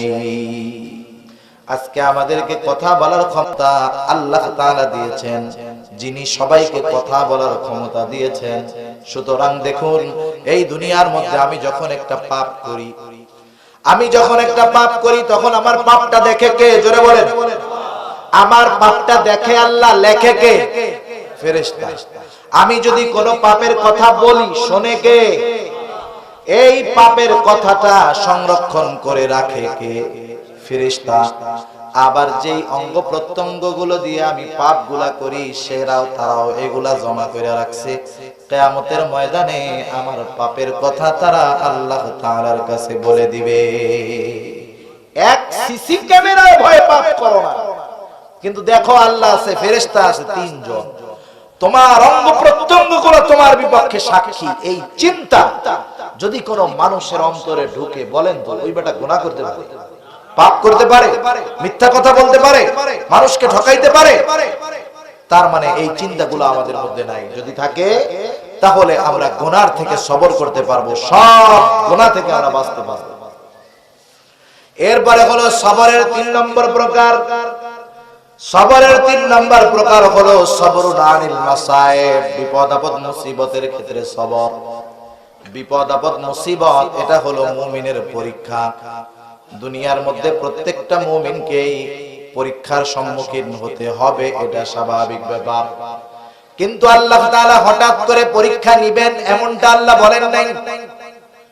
আপনাদের এলাকার সবচেয়ে মেধাবী যে ছাত্রটা, সে রাতের বেলা গিয়া ঘুমাইলো, সকাল বেলায় ঘুম থেকে উঠার পরে তাকে ডাক দিয়ে বলা হলো, চল আজকে 10টা সাবজেক্টেই তোর পরীক্ষা দেওয়া লাগবে। বলেন তো, যত মেধাবী ছাত্র হোক না কেন, প্রস্তুতিবিহীন তাকে যদি পরীক্ষা দেওয়ার জন্য নিয়ে যাওয়া হয়, পরীক্ষায় ভালো রেজাল্ট করা তো বহুত দূরের কথা, বরং ফেলের সম্ভাবনা বেশি। হঠাৎ করে যদি পরীক্ষা আমাদেরকে আল্লাহ তাআলা নিতেন, আমরা পরীক্ষার জন্য অপ্রস্তুত থাকতাম, ফেল হওয়ার সম্ভাবনা ছিল বেশি। আবার আল্লাহ রাব্বুল আলামিন কত সুন্দর সিস্টেম করে রাখছে। মনে করেন আপনাদের এলাকার আরেক মেধাবী ছাত্র, সে পড়ে ক্লাস 8-এ, এই ছাত্র গোল্ডেন এ প্লাস পেল। এই ছাত্রটাকে যদি আপনি 9-এর বই দেন, 10-এর বই দেন, এই ছাত্র 8 ক্লাসের ছাত্র যত মেধাবী হোক না কেন, বলেন তো ক্লাস 10-এর বই সে পরীক্ষা দিতে পারবে নাকি? তার মানে 8-এর উপরে তারে যেটা দেওয়া হবে এটা তার জন্য জুলুম হয়ে যাবে। অনুরূপভাবে আল্লাহর পরীক্ষার সিস্টেমটাও এরকম। 1 নাম্বার, আল্লাহ তাআলা প্রস্তুতিবিহীন পরীক্ষা নেন না। 2 নাম্বার, যে যতটুকু পরীক্ষা দেওয়ার যোগ্য তার বেশি পরীক্ষা তার উপরে চাপায়া দেন। কথা বুঝতেছেন? রাসূল আকরাম সাল্লাল্লাহু আলাইহি ওয়াসাল্লাম বলেন, আশাদ্দুন নাসি বালা আল আম্বিয়া সুম্মাল আমসালু ফাল আমসাল। সবচাইতে কঠিন পরীক্ষা হয় পয়গম্বর আলাইহিস সালামের, এরপরে ধারাবাহিকতা ক্রমান্বয়ে কমতে থাকে। তার মানে যার ঈমানের অবস্থা যেমন তার পরীক্ষাটা হয় তেমন। বলেন তো, ঈমানের অবস্থা যেমন পরীক্ষাও হয় তেমন। তারপরেও কি সব মুমিন পরীক্ষায় পাশ করে? অধিকাংশ ফেল যায়। ফেল যাওয়ার কারণটা, এখন ফেল গেলাম, আমি যদি আল্লাহর দোষ দিই, আল্লাহ তোমার পরীক্ষাটা কঠিন হয়ে গেছে, আমার কাছে কঠিন, আসলে বিষয়টা কঠিন না। আর একটা মিসাল দিলে বুঝতে সহজ হবে। মনে করেন সামনে এসএসসি পরীক্ষা আসতেছে, এইচএসসি পরীক্ষা আছে। সব ছাত্র তো আর সেম কোয়ালিটি না। কিছু ছাত্র এখন থেকেই পরিপূর্ণ প্রস্তুতি নিচ্ছে কিভাবে গোল্ডেন এ প্লাস পাওয়া যায়, ঠিক কিনা বলেন? সব কিছু বাদ দিয়ে সে লেখাপড়ায় লিপ্ত। আবার ওই ক্লাসেরই কিছু ছাত্র আছে যারা চিন্তা করতেছে এত লেখাপড়া করে লাভ কি, কর্ণফুলী ব্রিজের উপরে যায় সুন্দর মতো সন্ধ্যা থেকে রাত 11টা পর্যন্ত গল্প গুজব করে, ফেসবুক টিপে, ইন্টারনেট দেখে, ইউটিউব দেখে, দেখা আইসা 11টার সময় সুন্দর মতো ঘুমায়, এক ঠেলায় জোহরের নামাজ প্রায় খায়। এখন ওর মা বাপ বলে, কি রে বেটা, তোর হলো 20-25 দিন পরে পরীক্ষা, পাশের বাড়ির ছেলে পেলে কত সুন্দর লেখাপড়া করে, আর তুই তো বেটা সন্ধ্যার পরে বাসায় থাকস না, আসস 12টার সময়, তুই ফেল যাবি। ফেল গেলেই তো তোর একটা বছর শেষ। আর জীবন থেকে একটা বছর যার চলে যায় সে বোঝে কত ঝামেলা। এখন ওই যে লেখাপড়া করে না, ও ওর মা বাপরে বুঝাইতেছে, আব্বা মা আপনারা তো টেনশন করেন না, চিন্তা করেন না। চিন্তা করবো না কেন, তুই তো ফেল যাবি। বলে যে না, ফেল যাব না। পরীক্ষার আগের রাত্রে কিছু এলহাম আসে, ওহী আসে, ওদের ওহী, সুপার সাজেশন আসে, মা ওইটা আমাদের হাতে আসবে, চিন্তা করেন না। ওই প্রশ্ন আসলে রাতের বেলা লেখাপড়া করে পরের দিন আপনার ছেলে হলে যায় পরীক্ষা দেবে, আপনার ছেলে না পড়া গোল্ডেন এ প্লাস। মা বাপ চিন্তা করেছে তো আরো ভালো, তুই আরো গোর, আরো ঘুমা। যাই হোক, পরীক্ষার আগের রাত্রে সাজেশন একটা আসছে, প্রশ্নপত্র একটা হাতে পাইছে। 1 ঘন্টা আগে পাইলেই তো এনাফ, 10-12 ঘন্টা আগে পাইছে, সুন্দর মতো প্রশ্নে যা আছে কমপ্লিট করে নিয়ে গেছে। মাশাআল্লাহ, বাসাদন কলিজার টুকরাগুলা হলের মধ্যে গেছে, যাইয়া দেখে গত রাত্রের এলহামে আইছিল পরীক্ষার ক সেটের প্রশ্ন, দিছে গিয়া ঘ সেট। ক সেট যে কঠিন তার চাইতে খ সেট কঠিন, খ সেটের চাইতে গ সেট কঠিন, গ সেটের চাইতে ঘ সেট কঠিন। যারা সারা বছর লেখাপড়া করছে পুরা বই, ওরা প্রশ্ন দেখার পরে কইতেছে আলহামদুলিল্লাহ 80 ঠেকায় এ প্লাস। আর যে কয়জন রাত্রে ওহী নিহা আশায় ছিল সকালে আসছে, ও তো প্রশ্ন পড়তেই পারে না। এখন যদি ওই 10 জন 15 জন ছাত্র হলের মধ্যে দাঁড়ায় বলে, স্যার কি হইছে স্যার, আমাদের প্রশ্ন তো একটাও কমন বাদে নাই, কি প্রশ্ন আসছে, কি আসমানের উপরের থেকে না জমিনের তলের থেকে, টেরও তো পাই না, এই পরীক্ষা আমরা মানি না, এই পরীক্ষা আমরা দিব না, আমাদের কোনো প্রশ্ন কমন আসে নাই, আমরা তো পরীক্ষায় ফেল করাই কষ্ট হয়ে, পাস তো বহুত দূর, ফেল করাই কষ্ট হয়ে যাবে। এখন বলেন, এই যে টোটো কোম্পানির ম্যানেজার গুলার যে দাবি যে পরীক্ষায় আমরা ফেল করাই কষ্ট হয়ে যাবে, এদের দাবি মেনে পরীক্ষা কি বাদ দেওয়া হবে? বরং তাদেরকে তিরস্কার করা হবে যে তোমাদের ক্লাসের অন্যান্য ছাত্ররা তারা এ প্লাস পাওয়ার মতো অবস্থা, আর তোমরা একই ক্লাসের ছাত্র হইয়া পাস তো বহুত দূর, ফেলও করতে পারতেছ না, একই অবস্থা। এখন বলেন, এই যে ছাত্রগুলা পরীক্ষার হলে পাস করতে পারলো না, লিখতে পারলো না, এর জন্য কি স্যার দায়ী নাকি? এর জন্য দায়ী হলো তারা লেখাপড়া করে নাই, টোটো কোম্পানির ম্যানেজার ঘুরে বেড়াইছে, এই জন্য পারে নাই। অনুরূপ ভাবে বর্তমান দুনিয়ার পরীক্ষায় আমরা যেই মুমিনেরা পরীক্ষায় ফেল যাই, এর জন্য দায়ী তো আল্লাহ রাব্বুল আলামিন নয়, বরং এর জন্য দায়ী হলাম আমরা নিজেরা। কারণ আল্লাহ রাব্বুল আলামিন পরীক্ষা যে যতটুকু দিতে পারবে তার পরীক্ষা তেমনই হবে। আবার পরীক্ষার প্রস্তুতিও আল্লাহ তাআলা নেওয়ার সুযোগ করে দিয়েছেন, আবার জানায়ও দিয়েছেন বান্দা পরীক্ষাগুলা কোন কোন ক্ষেত্রে হতে পারে। আল্লাহ তাআলা কোরআনুল কারীমের সূরা বাকারার মধ্যে বলেন, ওয়ালা নাবলুওয়ান্নাকুম বিশাইইম মিনাল খাউফি ওয়াল জু'i ওয়া নাকসিম মিনাল আমওয়ালি ওয়াল আনফুসি ওয়াস সামারাত। আল্লাহ রাব্বুল আলামিন বলেন, ওয়ালা নাবলুওয়ান্নাকুম, আমি অবশ্যই তোমাদের পরীক্ষা নিব। আল্লাহ তাআলা অবশ্যই আমাদের পরীক্ষা নিবেন। আমরা যদি জিজ্ঞাসা করি, আল্লাহ কোন কোন বিষয়ের কিভাবে পরীক্ষা নিবেন, আল্লাহ বলেন, বান্দা বিশাইইম মিনাল খাউফ, তোমারে কিছু ভয় দিয়া পরীক্ষা নিব। আর কি দিয়া পরীক্ষা নিবেন আল্লাহ বলেন, ওয়াল জু', ক্ষুধা তথা খাদ্য অভাব দিয়ে আমি আল্লাহ তোমার পরীক্ষা নিব। ওয়া নাকসিম মিনাল আমওয়াল, আল্লাহ বলে, বান্দা তোমার কিছু সম্পদের লসের দ্বারা পরীক্ষা নিব। ওয়াল আনফুস, তোমার জীবনের ক্ষতির দ্বারা আমি আল্লাহ পরীক্ষা নিব। ওয়াস সামারাত, আমার বান্দা ফসলের ক্ষতির মাধ্যমে পরীক্ষা নিব। এখন আল্লাহ বলেন, এই পরীক্ষাগুলায় যারা উত্তীর্ণ হয়ে যাবে, কারণ পরীক্ষা, বিপদ আপদ, মুসিবত এটা আল্লাহর তরফ থেকেই আসে। আল্লাহ তাআলাই আমাদের সকল প্রকার কল্যাণ দেন, আল্লাহ তাআলাই আমাদের সকল প্রকার কল্যাণ দেন। বলেন, তাকদীরের ভালো মন্দ, এই দুনিয়ার সুখ শান্তি স্বাচ্ছন্দ্য কষ্ট ক্লেশ সব কার তরফ থেকে আসে? জোরে বলেন। তাহলে আমাদের পরীক্ষা, এই বিপদে মুসিবতে আল্লাহই ফলাইছেন। কেন ফলাইছেন? আল্লাহ তাআলা পরীক্ষা করতে চান, আমার গোলাম, আমি আল্লাহই তোমাকে শান্তিতে রাখি, আমি আল্লাহই তোমাকে কষ্ট দেই। আমি দেখতে চাই এই মুসিবতে পড়ে তুমি আমি আল্লাহকে ডাকো নাকি তুমি তোমার বাবাকে ডাকো। আল্লাহ দেখতে চায় যে পরীক্ষায় পড়ার পরে বিপদে পড়ে কারে ডাকো। বিপদ আপদ মুসিবত জীবনে তো ছোট ছোট বহুত আসে। একজন হোঁচট খেয়া পড়ছে, এটাও তার একটা মুসিবত। মুসলিম শরীফের হাদিস, মুমিনের পায়ে যদি একটা কাঁটাও ফুটে, এর কারণেও তার সগীরা গুনাহ মাফ হয়। সুবহানাল্লাহ। এই আষাঢ় খাইতেছে, আষাঢ় খায় না মানুষ, দৌড় দিয়া বৃষ্টির দিন কাদা যে জায়গায় আছে দেখবেন আষাঢ় খাচ্ছে। যার অভ্যাস যেরকম, আষাঢ় খাওয়ার পরে তার আচরণ হয় সেরকম। দেখবেন আষাঢ় খাইয়া কেউ কয় ও আল্লাহ, আষাঢ় খাওয়ার পরে কেউ কয় পরে কেউ বলে ও আব্বা ও বাবা। আষাঢ় খাওয়ার পরে কেউ আল্লাহরেও ডাকে না, বাপ মারেও ডাকে না, আর এক বাবারে ডাকে, আছে না নাই? তাহলে আষাঢ় খাওয়ার পরে, বিপদ আসার পরে মুখ দিয়ে আল্লাহ শব্দ আসাটা এটা যেন তেন ব্যাপার।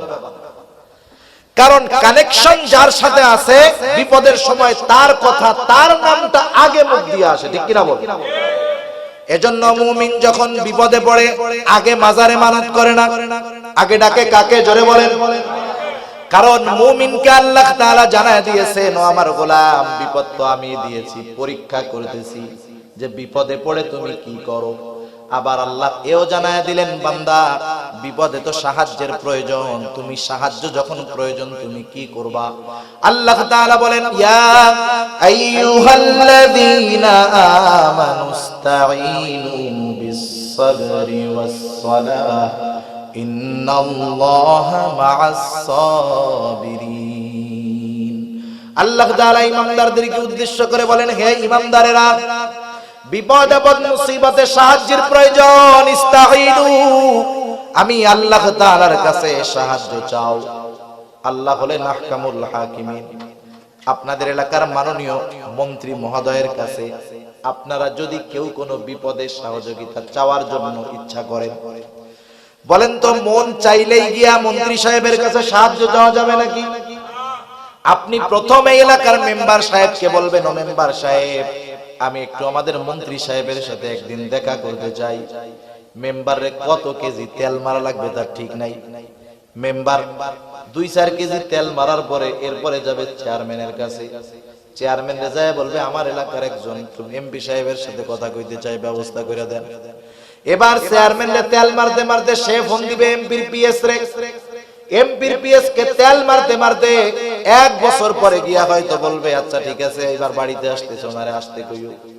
যখন আপনি আপনার অসুবিধার কথা নিয়ে যাবেন, 1 বছর আগের অসুবিধা গেলেন 1 বছর পরে, ঢোকার সময় পিএস বলে টাইম কিন্তু 1 মিনিট, 1 মিনিটের মধ্যে বলে শেষ করবা। 1 মিনিট তো এমপি সাহেবের সারা জীবনে ডাইরেক্ট কথা বলার সুযোগ হয় নাই, দেখা সাক্ষাৎ হইলো, সালাম কালাম জিজ্ঞেস করতেই তো 3 মিনিট শেষ, ঠিক কিনা বলেন? বিসমিল্লাহ পড়তেই কারি আব্দুল বাসিতের 5 মিনিট শেষ, কোরআন শরীফ পড়তে তো আরো 1 ঘন্টা লাগবে। আপনি ঢুইকাই সালাম কালামে 2 মিনিট শেষ, ওই পাশ দিয়া পিএস ডাকছে তাড়াতাড়ি যাবে, তাড়াতাড়ি যাবে। আপনি আপনার আসল কথাটাই বলার সুযোগ পাইলেন না, ঠিক কিনা বলেন? তাহলে দেখেন, দুনিয়ার একজন এমপি সাহেবের সাথে, মন্ত্রী সাহেবের সাথে নিজের প্রয়োজনের কথা বলতে কত প্রসেস, কত সময়ের প্রয়োজন হয়, কত পদ্ধতির প্রয়োজন হয়, আবার মন খুলে বলাও যায় না। কিন্তু আহকামুল হাকিমিন রব্বুল আরশিল আযীম, আমার আপনার খালেক, রাজাধিরাজ রব্বুল আলামিনের সাথে কথা বলার কত সুযোগ, সেই আল্লাহ তাআলাই সরাসরি বলতেছে, মুমিন আমি আল্লাহর কাছে সাহায্য চাও, দুনিয়ার কোনো ভায়া মাধ্যম তোমার ধরা লাগবে না, 2টা পদ্ধতি অবলম্বন করবা। সেটা কি? আল্লাহ বলেন, ইস্তাঈনু বিস-সাবরি ওয়াস-সালাহ, সবর এবং সালাত, ধৈর্য এবং নামাজের মাধ্যমে আমি আল্লাহর কাছে সাহায্য চাও। তোমার কোনো মাজারে যাওয়া লাগবে না, কোনো পীরের দরবারে যাওয়া লাগবে না। আমি আল্লাহ তোমাকে বিপদ দিয়েছি, আমি আল্লাহই তোমাকে বিপদ থেকে উদ্ধার করব। তুমি কোন মাজারে যাইবা, যাইয়া দেখবা, খোঁজ নিয়ে দেখো মাজারওয়ালাই বড় বিপদে আছে, ঠিক না? কোন কবরে যাও, সে যাইয়া দেখো সেই বড় বিপদে আছে। কোন পীরের কাছে গিয়া তুমি সাহায্য চাইবা, সেই পীরই বড় বিপদে আছে, ঠিক কিনা বলেন? সেজন্য তুমি আমি আল্লাহর কাছে সরাসরি সাহায্য চাও।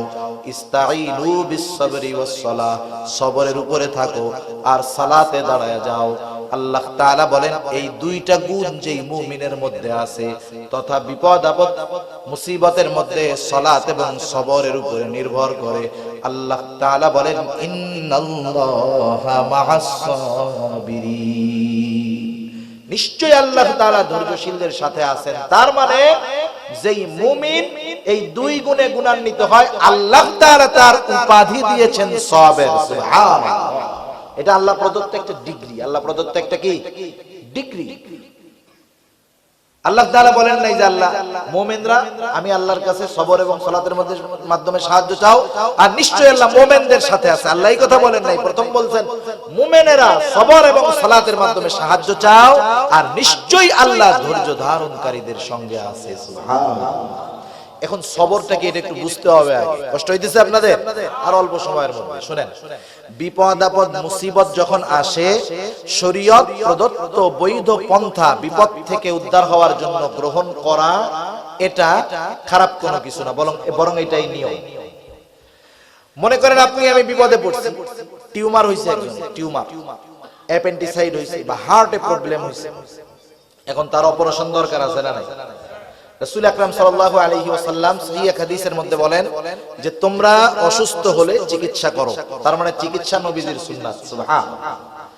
এখন আমরা চিকিৎসা গ্রহণ করব, কিন্তু আমার আস্থা, আমার বিশ্বাস চিকিৎসক এবং ওষুধ বা চিকিৎসা সামগ্রীর উপরে থাকবে।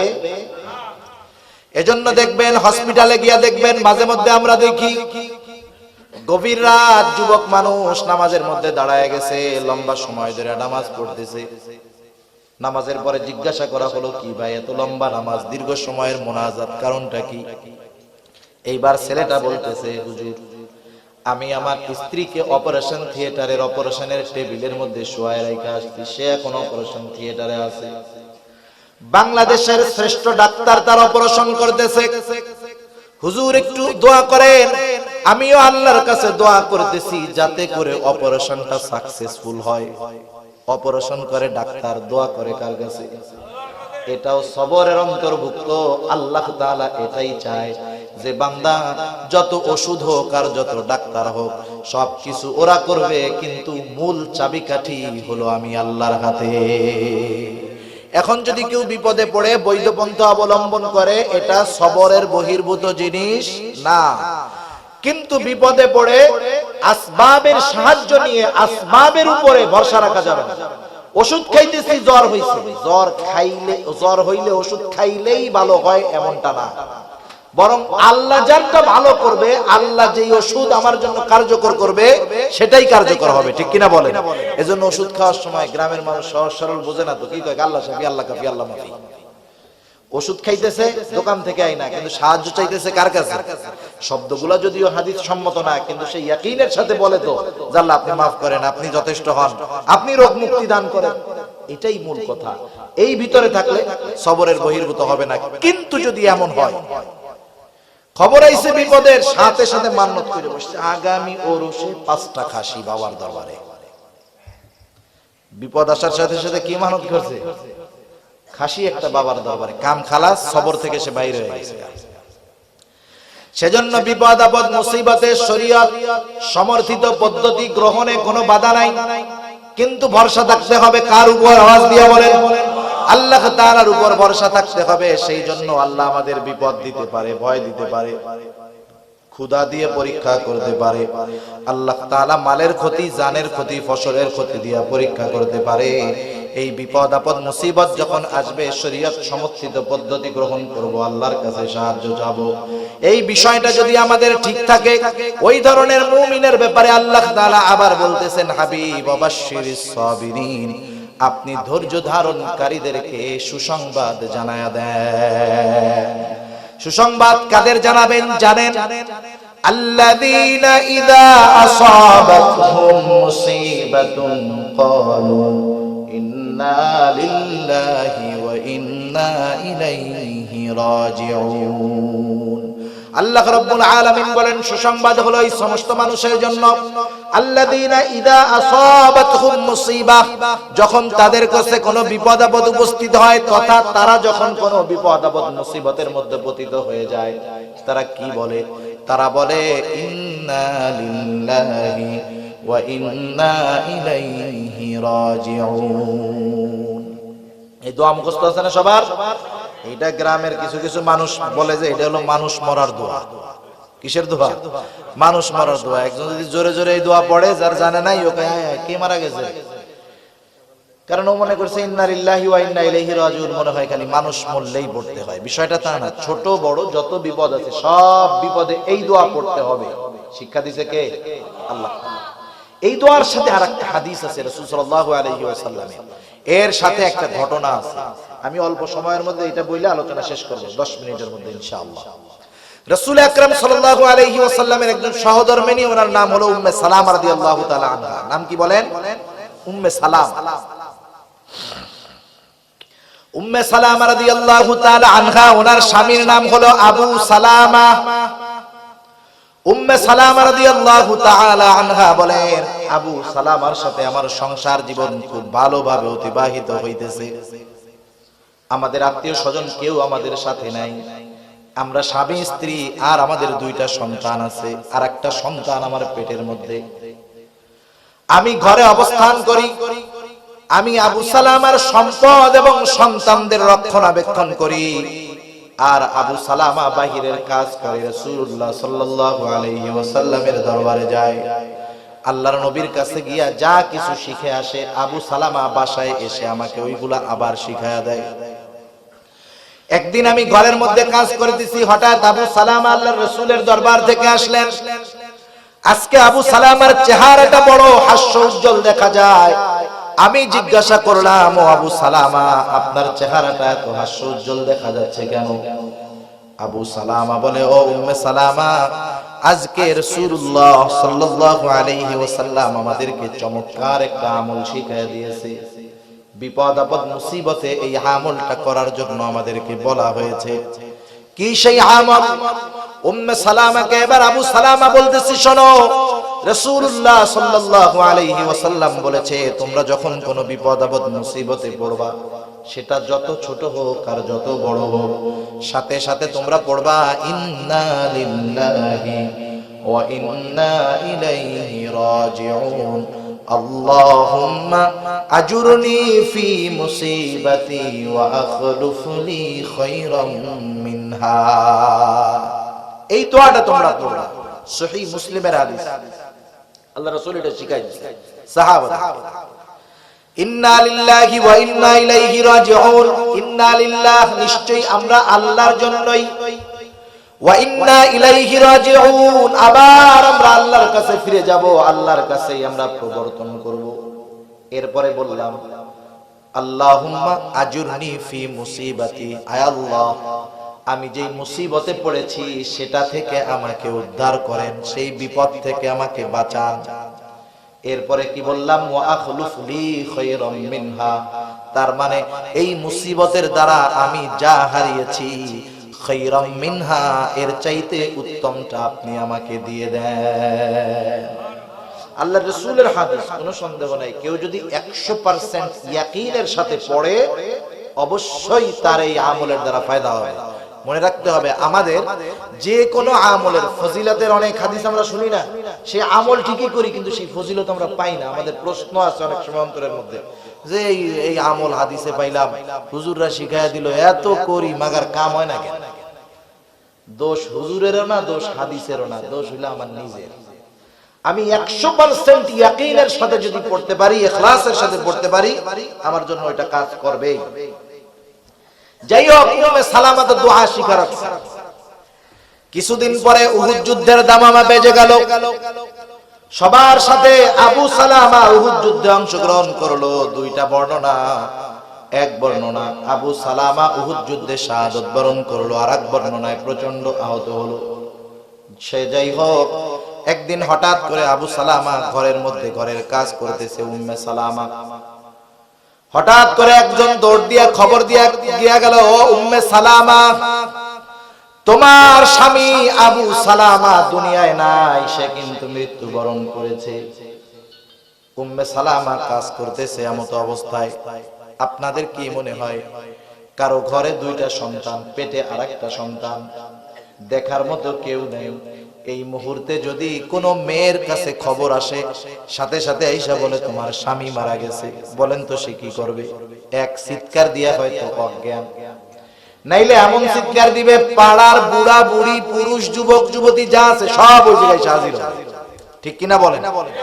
মাথার চুল চাপড়ানো শুরু করবে, বলবে আমার সব শেষ, সব গেল রে, আমার কি হইব, আমার পোলাপানের কি হইব, সব শেষ, সব শেষ। কিন্তু উম্মে সালামার কাছে যখন আইসা খবর দিল, উম্মে সালামা চুল চাপড়ায় নাই, চিৎকার দেয় নাই। উম্মে সালামা চিৎকার করে নাই, আল্লাহকে অভিযোগ করে নাই, আল্লাহর ব্যাপারে অভিযোগ দায়ের করে নাই যে আল্লাহ আপনি কি করলেন। উম্মে সালামা যখন এই খবরটা শুনলো, বলেন তো একজন স্ত্রী হিসাবে ওই মুহূর্তে উম্মে সালামার কাছে এর চাইতে বড় মুসিবত আর কিছু হতে পারে নাকি? উম্মে সালামা এই খবরটা যখন পাইছে, সাথে সাথে মনে পড়ে গেছে রাসূলুল্লাহ সাল্লাল্লাহু আলাইহি ওয়াসাল্লাম শিখায়া দিয়েছে, স্বামীর কাছ থেকে শিখে রাখছে। সে সাথে সাথে পড়ছে, ইন্না লিল্লাহি ওয়া ইন্না ইলাইহি রাজিউন, আল্লাহুম্মা আজুরনি ফি মুসিবাতি ওয়া আখলুফ লি খায়রাম মিনহা। সাথে সাথে পড়ে ফেলছে। উম্মে সালামা রাদিয়াল্লাহু তাআলা আনহা বলেন, আমি তো এই আমলটা করলাম, ইতিমধ্যে আমার পেটের সন্তানও দুনিয়ার মধ্যে আসলো, দিন যায়, আমার অভাব আরো বেড়ে যাইতেছে, খুব কষ্টে আমি দিন যাপন করতেছি। আমার কষ্টের খবর সবার কাছে পৌঁছায় গেছে।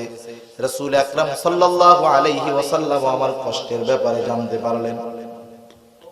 একদিন দুপুর বেলায় আমি আমার চামড়ার পানির মশ ছিঁড়ে গেছে, ওইটারে আমি খেজুরের পাতা দিয়ে সেলাই করতেছিলাম। হঠাৎ দেখতে পাইলাম রাসূলুল্লাহ সাল্লাল্লাহু আলাইহি ওয়াসাল্লাম দুপুর বেলা আমার বাড়ির দিকে আসতেছেন। আমি যখন নিশ্চিত হলাম যে আল্লাহর নবী আমার বাড়িতেই আসতেছে, এইবার আমি ঘরের মধ্যে গেলাম, আল্লাহর রাসূলের জন্য বসার ব্যবস্থা করলাম।